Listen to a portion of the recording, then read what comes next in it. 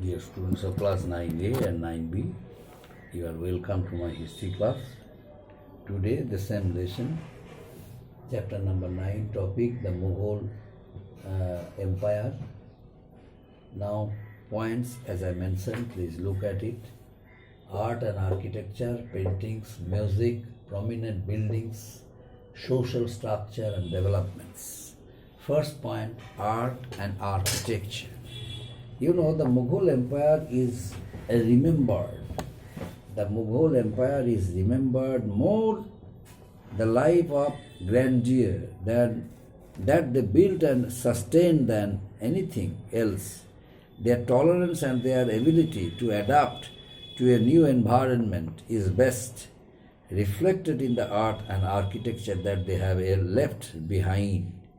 And it is due to that reason the Mughal architecture had become well appreciated throughout the country, not only, but throughout the whole world, because many travelers used to come to witness the buildings constructed by the Mughals. They admired its art and artistic style. So the wealth and splendor of the Mughals enabled them to spread, lavishly on places and palaces, monuments, and forts of supreme beauty. They planned well laid out palaces with beautiful gardens and comfortable buildings, furnishing the Persian style with traditional Hindu architectural style they followed. And Mughal architecture, only because of that reason, Mughal architecture, reveals a distinctive style. It, blending the Persians with Indian forms of architecture. Not only that, its salient features are the pronounced, dome, the slender turrets at the corners. In each corner, there were a number of paintings. It attracts the travelers. It attracts, the lover of art and architecture.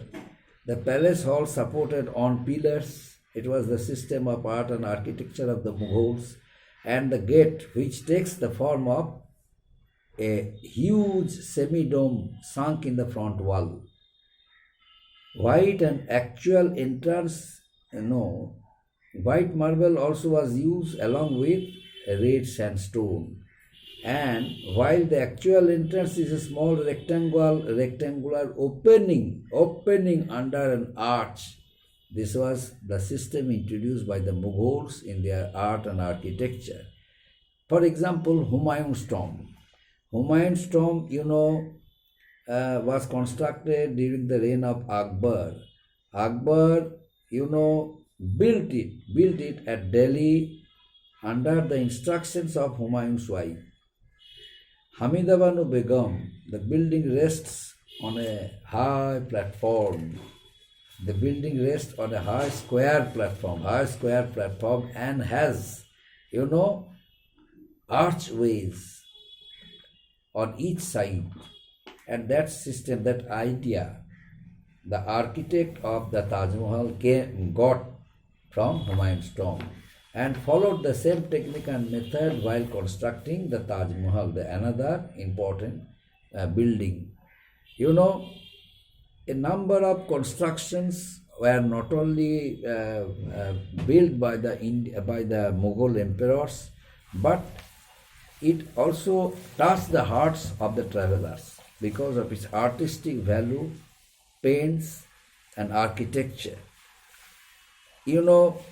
The use of channels of water and fountains to cool the hot summer months was very pleasing. That idea came in the mind of Babur first, because Babur openly reacted that India was a country, everything was good except its temperature, because it is very hot.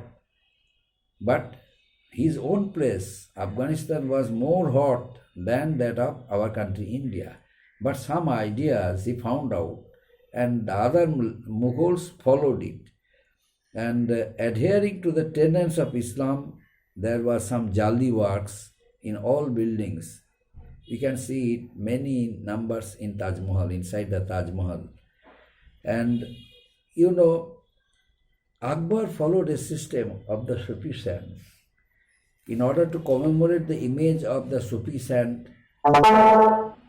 Selim Chishti, Akbar constructed the town Fatehpur Sikri, and using a combination of red sandstone and marble there, he created a masterpiece of fusion architecture that reflected the peaceful outlook of the sand.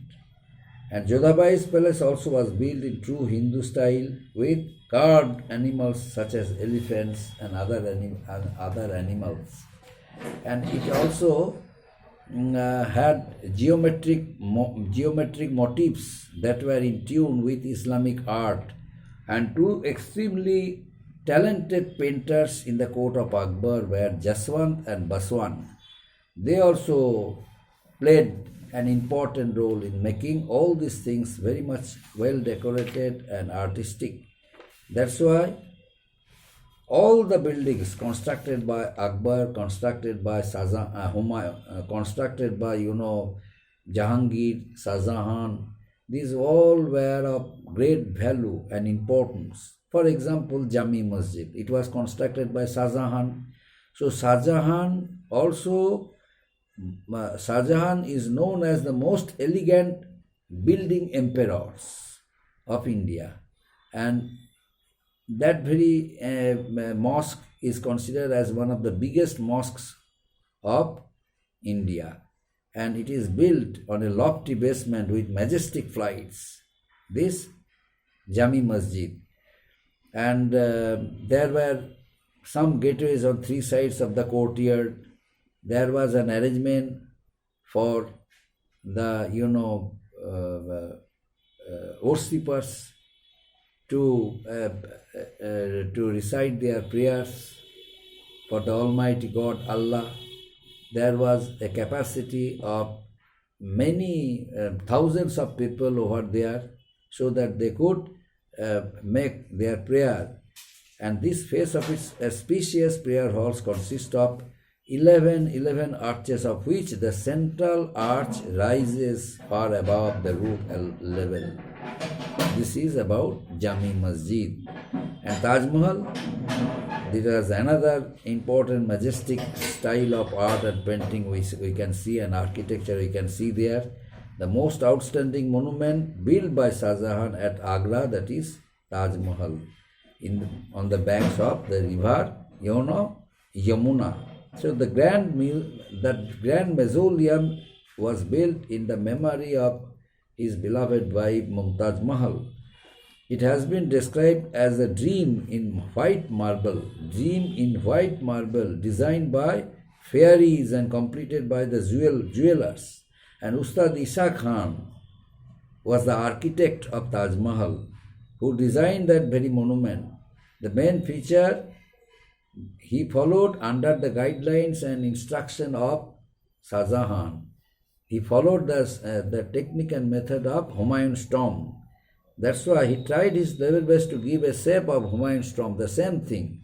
But he requested Shah Jahan, he would try his level best to give his best efforts for the attraction of Taj Mahal. But what he did was more beautiful, more attractive than Humayun's tomb.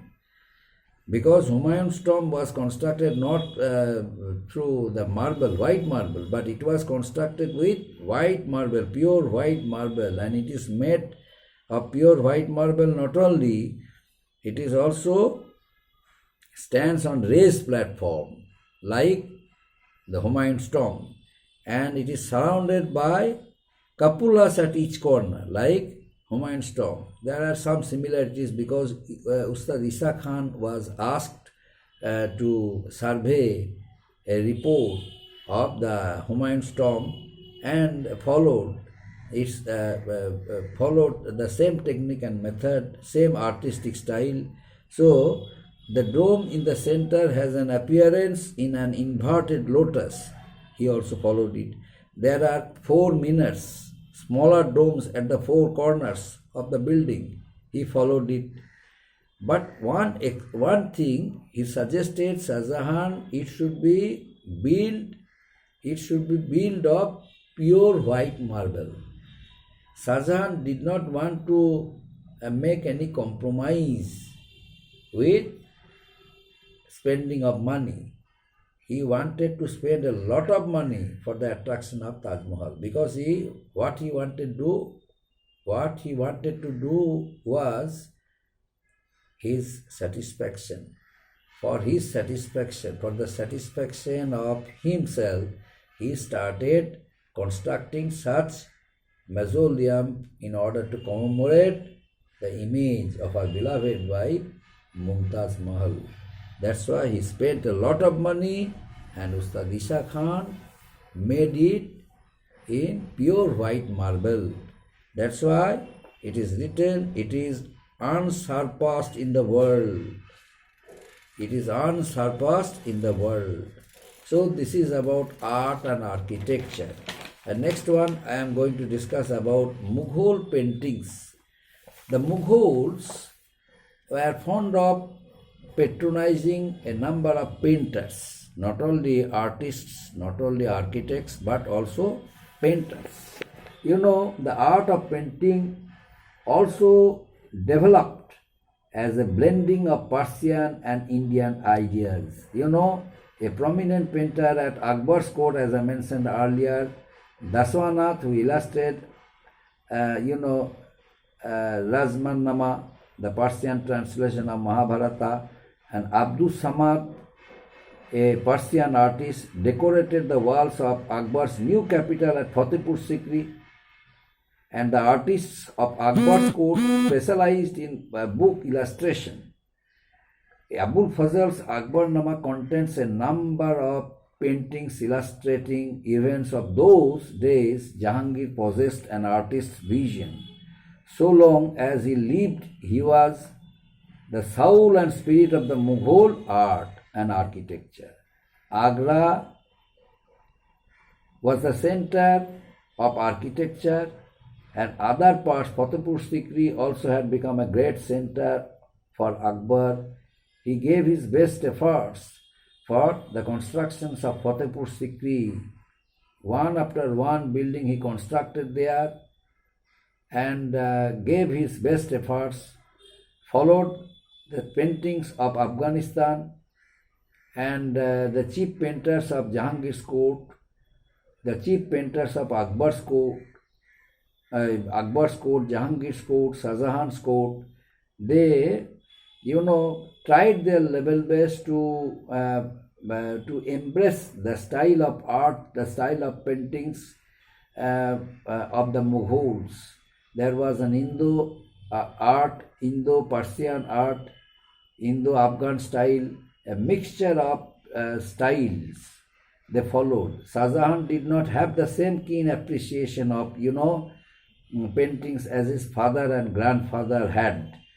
He had a different technique and method, and what he found out and suggested it for the artists, suggested it for the painters, suggested it for their architects, and as a result, the buildings constructed by Shah Jahan had become very beautiful and attractive. In the field of music, the Mughals also played an important role.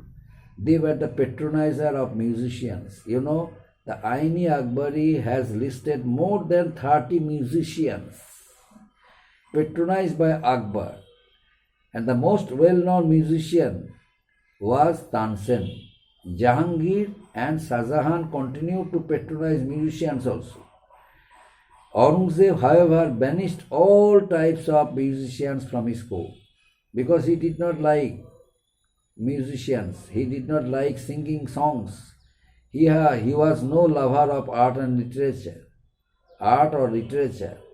That's why he led a life he was actually led a life of imprisonment. Although he was not imprisoned, but mentally he was imprisoned. Neither he could make friendship with anyone else, nor he could have faith for others. So what he did, what he would think to do, he did it with a view to a group of people who were his reliables, who were his reliable courtiers or reliable persons. But the rest of them, he did not have any faith for them. That's why it is said that although he ruled 50 years of his life, but he failed to get himself satisfied with his good policies. Whatever policy he framed, it went against the interest of the Indians. As a result, a number of Indians were unhappy during the reign of Aurangzeb, and they refused to accept him to be their king, to be their ruler, although he was also a part of the Mughal dynasty, same dynasty. Yet, he did not have any acceptability towards them. As a result of it, the rule of Aurangzeb came to an end without showing any achievements. And during the last half of the rule of Aurangzeb, failed to achieve success and openly said to his workmen that the amount of money, whatever their, predecessors spent, it was of no use to him. And if they would not spend that amount of money and strengthen military department more and more effectively, then it would help them, it would help him to suppress the Indian regional kings and their rulers. But it was not possible because the royal treasury of the Mughals had become empty, almost empty, during the reign of Aurangzeb. Because almost all Indian, regions stopped paying taxes and revenues to Aurangzeb because of his wrong policy. But before that, they were regular in paying taxes and revenues because they led a very rich and prosperous and happy life up to the reign of Shah Jahan. Although the process of declining started during the last half of the reign of Shah Jahan, because Shah Jahan spent a lot of money for the construction works like monuments, forts, and mosques, magnificent palaces. So while spending a lot of money, he did not think of the interest of the common people of India. That's why the amount of money, whatever he spent, gave him some financial problems. That's why he increased taxes and revenues on peasants and farmers. That's why many of them, they remain silent, but the process of discontentment and grievances, made them very much discomfort during the last half of the reign of Shah Jahan, and that wave of anger raged during the reign of Aurangzeb. Aurangzeb had to face that very problem, and people, discovered Aurangzeb to be one of the worthless rulers of the Mughal dynasty, because the other Mughal rulers adopted the policy of neutrality, but Aurangzeb adopted the policy of religious intolerance. That's why during his reign there was no money to spend any mosque, any architecture, and he was not fond of constructing any mosque, any architecture, any art, any paintings. He wanted to spend his empire, and what he had done, it had become useless to him. He could not enjoy it. Only one mosque he himself constructed. It is situated inside the Red Fort. Only one mosque is there. That very mosque was very, very small in shape and size, which proved that he did not want to spend money for any construction. He wanted to save money but did not want to spend it. The only one mosque which was constructed by Aurangzeb, situated in the left side of the Red Fort, inside the left side of the Red Fort, constructed by Aurangzeb, it proves that he was not interested to spend money, but very much interested in spending, in strengthening his army, in strengthening his empire, and in expanding his empire. But he failed to achieve success. Why? Because of his wrong policies. But this is not a part of our teaching. I taught some portion because during the reign of Aurangzeb there was no growth and development in the field of art and art, architecture, music and paintings, because he was not fond of paintings, music, art and architecture. And why? I explained. That's why I am to explain. Up to this, my dear students. Thank you.